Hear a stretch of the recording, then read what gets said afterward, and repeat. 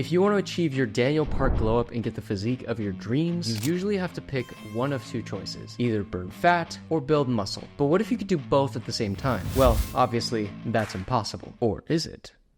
I mean, yeah, it kind of is. This is known as body recomposition. So today I'm going to show you the exact step-by-step process to achieve body recomposition, and at the end of the video I will show you the exact results I got from using body recomposition in my own journey. So, step 1.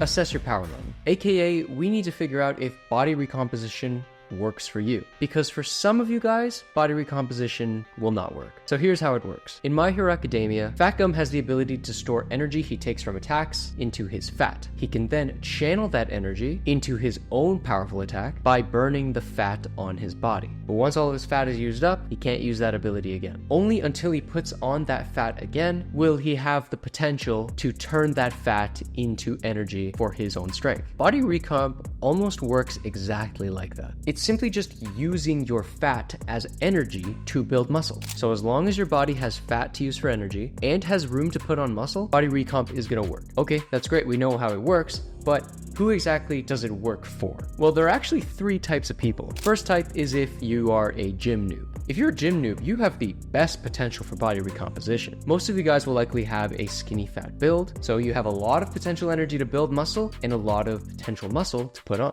The second type is if you are overweight, which I guess puts you in the category of gym noob. And the third type is if you have stopped training for a while, which I guess would downgrade you to a gym noob. Also, there's a hidden 4th type for people who are on the juice, but we're not gonna talk about that today. Honestly, the only time body recomposition doesn't work is if you've been training for a long time, you have sub 10% body fat, and you're close to your genetic limit on how much muscle you can put on. But maybe you're not a complete gym noob and you're not a hyper advanced lifter. Will body recomp still work for you? The short answer is yes, but likely not to the same degree as somebody who's more skinny fat. Since you've been working out a while, you've probably been dieting for a while too, you're not gonna have as much fat to use as energy as a gym noob, and you already have a bit of muscle, so there's less muscle potential, so to speak. Regardless on where you fall on that spectrum, you still need to follow the correct steps in order to use body recomp correctly. Which brings us to step 2, the spark. Because your body is not going to go through recomp if there's no need for it to go through recomp.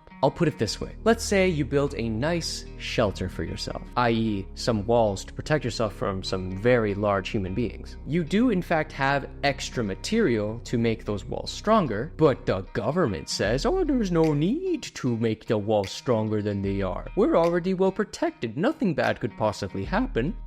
And then something bad happened. Not only do you not have a reason to rebuild those walls, but you also have a bigger reason to make those walls stronger, even better, and withstand more force. So what does my stupid Attack on Titan analogy have to do with body recomposition? Simply put, you need to give your body a reason to build muscle in the first place, which is why resistance training is crucial if you want to make body recomposition work. Without resistance training, you're not going to be putting on any new muscle, and as a result, you're not going to use your fat as energy to build that muscle. For optimal results, you're going to want to aim for 10 to 20 sets per week for each major muscle group on your body. Focus on doing compound movements, doing multiple muscle groups at the same time. This is going to tell your body to build even more muscle, which is going to use even more fat. So, win-win. You also want to get proper sleep to fully recover and give your body a chance to actually build that muscle. Looking at the people watching this at 3 a.m., I see you. I know where you live. But that's just half of the equation of body recomp. What about the other half,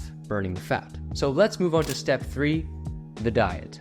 I don't have a fancy name for this one. I'm just calling it the diet. First question, how many calories do we need to eat in order to do body recomp? To figure that out, we need to put ourselves in one of 2 categories. Ask yourself this question, are you happy with your current weight? If you said yes, then ultimately your goal should be to maintain that weight while doing a body recomp. And if you're wondering this is possible, it definitely is. When your body needs to grow new muscle due to resistance training, it needs to draw energy from somewhere, either from the food you eat or your fat. But if the food you eat only has enough calories to support your important bodily functions like moving, breathing, staying alive, your body's gonna have to draw that energy from your fat cells. So if you want to body recomp but stay at the same weight, then you're gonna wanna eat at maintenance. This is something that I did at the beginning of my fitness journey, and I'm gonna show you the results at the end of this video. But let's say you're not happy with your weight and you want to lose weight. It's actually the same principle as eating at maintenance, using your fat to fuel muscle growth. Only this time we want to burn extra calories in order to decrease our weight. Then it comes as no surprise, you need to eat at a calorie deficit. Not so big that it's like a aggressive cut, but enough where you can steadily lose weight over time. I recommend going into a deficit of 200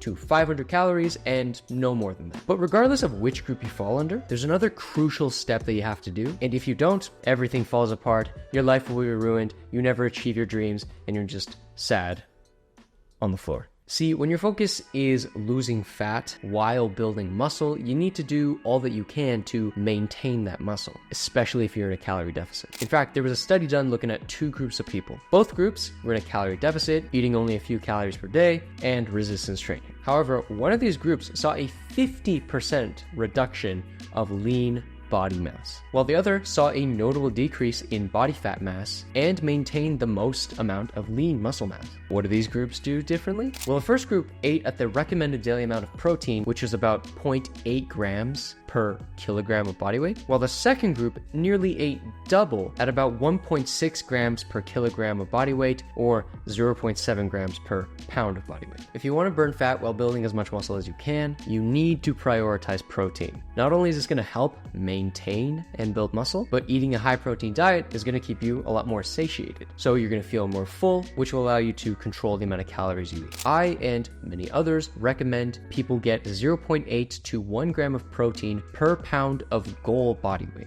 Now, if you find calculating calories and protein like a little gremlin on a calculator super tedious and tiring, don't you worry. Because in my Shonen Shredding system, I do all of the hard work for you. So all you have to do is figure out your required macros, pick a meal plan that works for those macros, and just follow the meal plan. So if you want to burn fat and build muscle at the same time without the pain of counting every single calorie, you can check out those meal plans in the description below. So now that we've covered all the steps for body recomp, what sort of results can you actually get realistically? Well, take me, for example. When I started working out, I didn't want to bulk because I didn't want to get fatter, but I didn't want to go on a full-on cut because I like eating food too much. So as a result, I just wanted to eat at maintenance, not knowing anything would happen. And honestly, the results were kind of surprising. In one photo, I'm 180 pounds, I'm a little pudgy, small amounts of muscle, but not too crazy. And then in the second photo, I'm still 180 pounds, but I have significantly more muscle, and I am, in fact, leaner. I went from a not so muscular,